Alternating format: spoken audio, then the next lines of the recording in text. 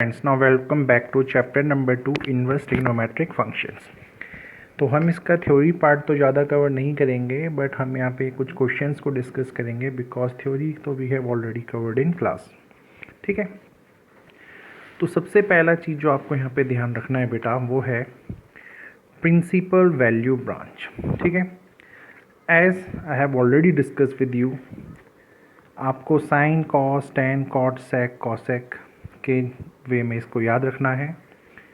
Starting to आपके होंगे close interval, middle के टू आपके होंगे ओपन इंटरवल में, और ये जो लास्ट के टू हैं ये भी फिर से क्लोज इंटरवल में आएंगे, और माइनस यहाँ पे कौन सा हो जाएगा जो इनका मिडिल है। जैसे -90 से 90, ओपन में यू कैन सी माइनस का 90 से 90, एंड देन कॉसेक को आपने फिर से देखा तो -90 से 90। डिफरेंस क्या है, 10 में ये ओपन है और क्लोज इंटरवल है आपका साइन और कॉसेक में।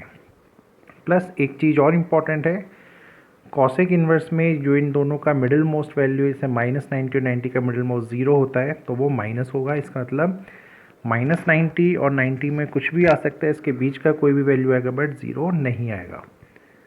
Similarly cos inverse cot inverse और सेक इन्वर्स का एक रिलेशन होता है। तो this thing you have to do rectification as we have already discuss. ठीक है, एक और चीज़ मैंने आपको यहाँ समझाई थी कि एक रिलेशन होता है बेटा साइन का भाई कॉसेक, और कॉसेक से मिलके बनता है टेन। जैसे टेन होता है साइन अपॉन कॉस थीटा। ठीक है, तो मेन हीरो टेन के साथ कौन है, साइन थीटा। तो इस चीज़ को ध्यान रखिएगा, फ्यूचर में साइन कॉस सेक टेन इनका एक रिलेशन है, कॉस सेक और कॉट इनका एक रिलेशन होता है। वो रिलेशन क्या होता है, अगर फ्यूचर में किसी क्वेश्चन में माइनस साइन थीटा आ गया तो आप उसको साइन माइनस थीटा लिख सकते हैं। माइनस कॉस थीटा अगर कभी आए तो आपको उसको लिखना पड़ेगा कॉस, और यहाँ पे पाई यानी 180 माइनस जो भी वो एंगल होगा। ठीक है, तो ये चीज़ तो वी हैव डिस्कस्ड। अब इसी के ऊपर कुछ प्रॉब्लम्स लेते हैं आपकी।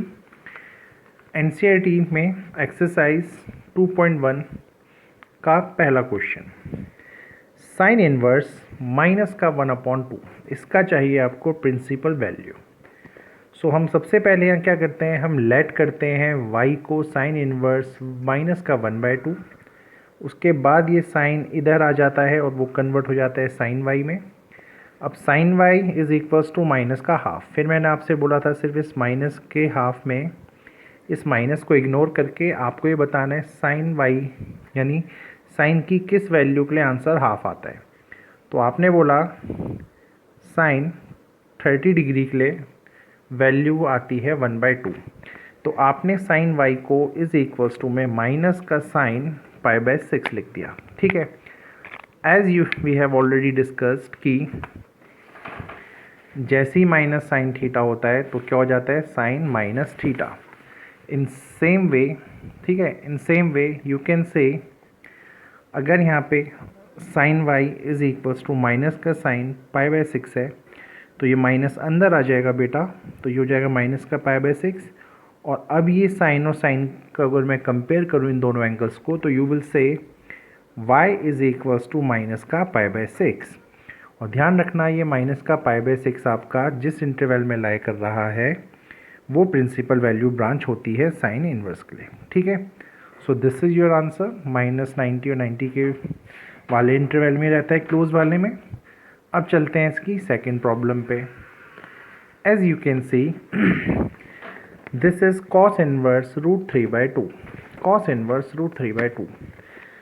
तो हमने फिर से लेट करना है इसको कॉस इनवर्स 3/2 को, ये फिर से y के साथ आएगा, ये बनेगा cos y is equal to √3/2। यहाँ से अगर आप गौर से देखें कॉस की कौन सी वैल्यू आपको √3/2 देती है तो वो होती है बेटा cos π/6। Again cos and cos को अगर हम कंपेयर करेंगे तो y इक्वल्स टू आ जाएगा π/6, और π/6 डेफिनेटली क्लोज इंटरवल 0 से पाई के बीच में होता है। तो आई थिंक ये प्रॉब्लम भी क्लियर हो गया होगा। अब चलते हैं इसके फोर्थ प्रॉब्लम पे। ठीक है, हमने सिर्फ इम्पॉर्टेंट क्वेश्चंस को यहाँ डिस्कस करने जा रहे हैं। अब आपको आंसर देना है बेटा tan इनवर्स -√3। तो तो आपने y को फिर से tan इनवर्स माइनस √3 पुट किया, ये tan इनवर्स फिर से y के साथ गया, ये tan y बना, ये माइनस का √3 हो गया। ठीक है, tan की किस वैल्यू के लिए √3 आंसर अगर आता है तो आपको पता है tan 60 डिग्री के लिए √3 आंसर आता है। तो यहाँ पे हमने क्या किया, इस √3 की जगह लिख दिया tan π/3 यानी tan 60। अब ये माइनस का साइन है, आपको पता है साइन कॉसेक और tan में जब भी कभी ऐसा होता है तो ये साइन अंदर ब्रैकेट के अंदर आ जाता है। तो tan y is equals to tan minus का π/3 हो गया। और यहाँ से जब आप एंगल्स को कंपेयर करेंगे y की वैल्यू आएगी माइनस का π/3, जो कि आपकी principal value branch that is open interval -90 to 90 में सेटिस्फाई कर रहा है। ठीक है, बहुत इजी क्वेश्चन। ऐसे ही जब आप फिफ्थ प्रॉब्लम देखेंगे इसका यहाँ पे है cos इनवर्स -1/2। तो y is equals to cos inverse -1/2, ये फिर से y की साइड आएगा, ये बनेगा cos y is equals to minus का हाफ। अब cos हाफ की वैल्यू अगर हम देखें, cos आपको जब वो 60 डिग्री हो जाता है तो वो आपको हाफ देता है। तो यहाँ से cos y is equals to minus cos 60 degree होगा। और ये आपको रूल पता है, जब भी cos sec और cot में माइनस अगर बाहर आ जाता है तो वो पाई माइनस थीटा हम उसे करते हैं। तो जैसे ये अंदर आ जाएगा तो ये हो जाएगा cos pi minus π/3 and this is nothing but LCM जब आप लेंगे बनेगा 2π/3।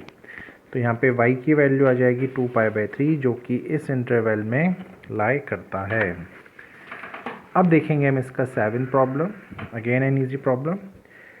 sec इनवर्स 2/√3, ये फिर से y की तरफ आएगा, ये बनेगा sec y is equals to 2/√3। sec की कौन सी वैल्यू आपको 2/√3 देती है, तो वो देती है आपको sec 30 डिग्री, है ना। अगेन y से ये एंगल कंपेयर किया और y का वैल्यू आ गया π/6, जो कि बिलोंग करता है 0 से 180 को -90। तो ये जो भी y की वैल्यू आ रही है सारी प्रिंसिपल ब्रांचेज ही हैं आपकी। ठीक है, 11th क्वेश्चन अभी तक का सबसे इम्पॉर्टेंट क्वेश्चन, अगर आप इसको देखेंगे, tan inverse 1, cos inverse minus का हाफ, sin इनवर्स माइनस का हाफ। यहाँ पे अगर हम अलग अलग वैल्यूज़ को पुट कर लें, लेट्स से x को आप बोल दें tan इनवर्स 1, y को बोल दें cos इनवर्स माइनस का हाफ और z को आप बोल दें sin इनवर्स हाफ। तो यहाँ पे हम 1 बाय 1 इन तीनों को सॉल्व करते हैं। यहाँ पे देखें आप सबसे पहले x equals to tan inverse 1, ये tan फिर से x की तरफ आएगा बेटा, ये बनेगा tan x equals to 1, tan x equals to 1। tan की वैल्यू 1 होती है जब tan 45 होता है। अगेन tan से tan यू विल कंपेयर और x का वैल्यू आ जाएगा यहाँ π/4। Then y equals to cos inverse minus का हाफ था, ये फिर से इधर आएगा, ये बन जाएगा cos y माइनस का cos, है ना। अब यहाँ माइनस का हाफ बचता तो हाफ की वैल्यू आई थिंक 60 डिग्री हो जाएगा, क्लियर हो रहा होगा। अब क्योंकि यहाँ माइनस बाहर है तो आपको पता है इसको हम अंदर लेके आते हैं, तो ये बन जाता है cos पाई माइनस π/3, जो कि आपको फर्दर y की वैल्यू क्या मिल जाएगी 2π/3। ऐसे ही एक होता है बेटा z equals to sine inverse minus का हाफ, ये z इधर आ जाएगा, ये बनेगा साइन z माइनस का हाफ, माइनस को टच नहीं करना है, हाफ होता है आपका साइन 30 डिग्री। और आपको पता है अगर माइनस का साइन बाहर हो तो वो एंगल के साथ इन्वॉल्व हो जाएगा। और यहाँ से z की वैल्यू क्या आ जाएगी माइनस का π/6। अब जब आप इन तीनों को प्लस करेंगे x y z को जो हमने पुट किए थे, तो यू विल रियलाइज π/4 2π/3 माइनस का π/6, एलसीएम आएगा इनका 12, ये 3 टाइम्स जाएगा तो ये 3 पाई बना, ये आपका 4 टाइम्स जाएगा तो 2 इंटू 4 8 पाई हो गया, ये 2 टाइम्स तो ये हो गया 2 इंटू पाई माइनस का 2 पाई। तो 11 माइनस 2 इज़ 9/12 पाई। और जब आप इसे 3 से कैंसिल करेंगे तो ये 3 की टेबल में common, this will give you 3π/4 pi. ठीक है, अब हम देख रहे हैं इसका क्वेश्चन नंबर 12 में वो क्या बोलता है, cos inverse half plus 2 sign inverse half, इसकी वैल्यू देखें। बहुत इजी क्वेश्चन है, जैसे हमने देखा था। इस बार भी मैं cos इनवर्स हाफ को y पुट कर लेता हूँ, साइन इनवर्स हाफ को मैं z पुट कर लेता हूँ। तो ये फिर से इधर आएगा, ये बनेगा cos y is equals to 1/2। cos by 1/2 कब होता है, कॉस 60 डिग्री के लिए होता है, तो यहाँ से y की वैल्यू आ जाएगी 60 degree. Similarly z equals to sine inverse half, ये साइन इनवर्स फिर इधर आ जाएगा, sine z equals to sine half कब होता है 30 डिग्री। तो z से z कैंसिल किया, z आया आपका π/6। और जब आप इन दोनों को प्लस करेंगे, क्योंकि मेन इक्वेशन थी ये, इट्स π/3, ये 2 है तो इंटू 2, और z की वैल्यू आई थी π/6, ये पूरा कैंसिल हुआ तो π/3, π/3 और π/3 विल गिव यू 2π/3।